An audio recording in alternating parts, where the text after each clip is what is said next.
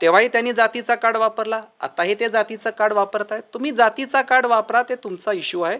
पण आदरणीय शरदचंद्र पवार साहेबांना जातीवादचा आरोप तुम्ही करताय, दिस इज रॉंग. जातीचं कार्ड त्यांनी काढलेलं आहे आता, काय त्याचं इम्पॅक्ट होईल? शेवटी हा जातीचा कार्ड ईडीच्या रेडवेळी वापरला होता, आठवत असेल आपल्या सगळ्यांना. असे जेव्हा काही गोष्टी आव्हानाच्या येतात आणि त्यांना उत्तर द्यायचं नसते, तेव्हा हे जातीचा कार्ड मला आठवते. तेव्हा ईडीच्या रेडच्या वेळी पण त्यांनी म्हटलं एका अल्पसंख्य व्यक्तीवर आणि जाणून बुजून मला टार्गेट केलं जाते. पण त्याचं काय झालं पुढे?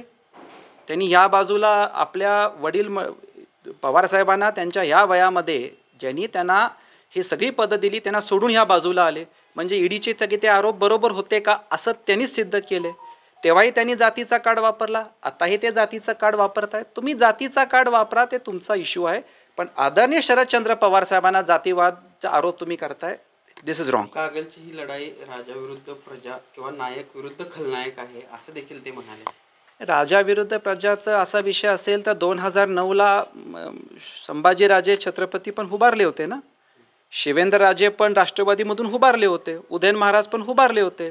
जर राजा विरुद्ध प्रजा हाच ट्रेंड आहे असं ते म्हणतात, तर ह्याचा अर्थ असा आहे का की 2009ला त्यांनी संभाजीराजे छत्रपतींचा ठरवून आतून पराजय केला?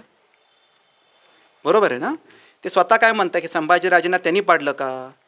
सो त्याच्यामुळं असे काही विषय नाही आहेत. असं काय विनाकारण काही गोष्टी बोलू नाही, माझी त्यांना कळकळीची विनंती. काल जयंत पाटील साहेब म्हटले की